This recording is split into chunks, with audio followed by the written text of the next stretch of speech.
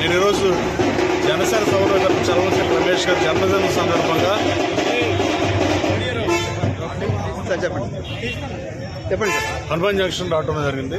నేను జంక్షన్ ఆంజనేయ స్వామి సన్నిధిలో హనుమాన్ జంక్షన్ లో ఉండగా నా మీద నమ్మకంతో తెలుగుదేశం పార్టీ అధ్యక్షులు నారా చంద్రబాబు నాయుడు గారు, లోకేష్ బాబు, అలాగే పవన్ కళ్యాణ్ గారు జనసేన తెలుగుదేశం పార్టీ ఉమ్మడి అభ్యర్థిగా నన్ను ప్రకటించేందుకు ధన్యవాదాలు తెలియజేస్తున్నా. ఎట్టి పరిస్థితుల్లో గన్నవరం సీటు భువనేశ్వర్ గారికి కానుక ఇస్తా.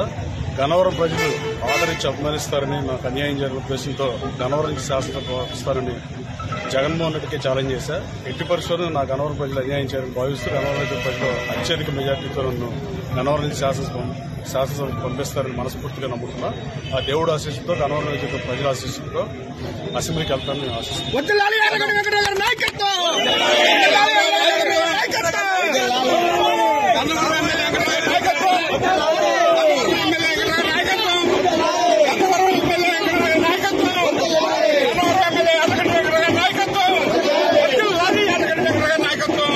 నేను ఈరోజు జనసేన సోదరుడు చలమశెట్టి రమేష్ గారి జన్మదినం సందర్భంగా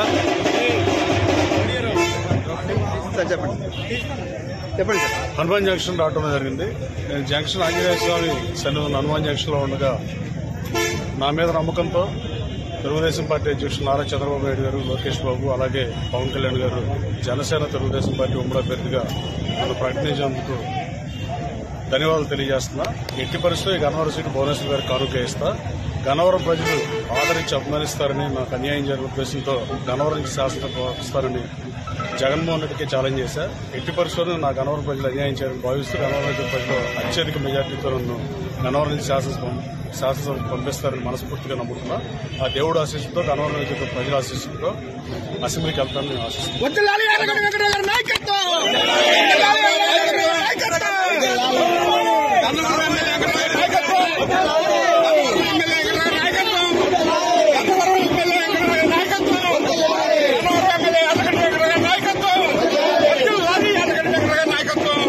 నేను ఈరోజు జనసేన సోదరుడు చలమశెట్టి రమేష్ గారి జన్మదినం సందర్భంగా చెప్పండి సార్. హనుమాన్ జంక్షన్ రావడం జరిగింది.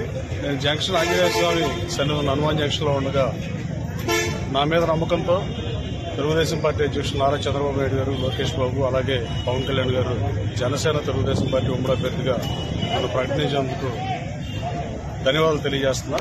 ఎట్టి పరిస్థితుల్లో గన్నవరం సీటు భువనేశ్వర్ గారికి కానుక ఇస్తా. గన్నవరం ప్రజలు ఆదరించి అభిమానిస్తారని, నాకు అన్యాయం జరిగిన ఉద్దేశంతో గన్నవరం నుంచి శాసనసభ ఇస్తారని జగన్మోహన్ రెడ్డికి ఛాలెంజ్ చేశా. ఎట్టి పరిస్థితుల్లో నా గన్నవరం ప్రజలు అన్యాయం చేయాలని భావిస్తూ గన్నవరం ప్రజలు అత్యధిక మెజార్టీతో నన్ను గన్నవరం నుంచి శాసనసభ పంపిస్తారని మనస్ఫూర్తిగా నమ్ముతున్నా. ఆ దేవుడు ఆశీస్సుతో, గన్నవరం నుంచి ప్రజల ఆశీస్సుతో అసెంబ్లీకి వెళ్తానని ఆశిస్తున్నాను.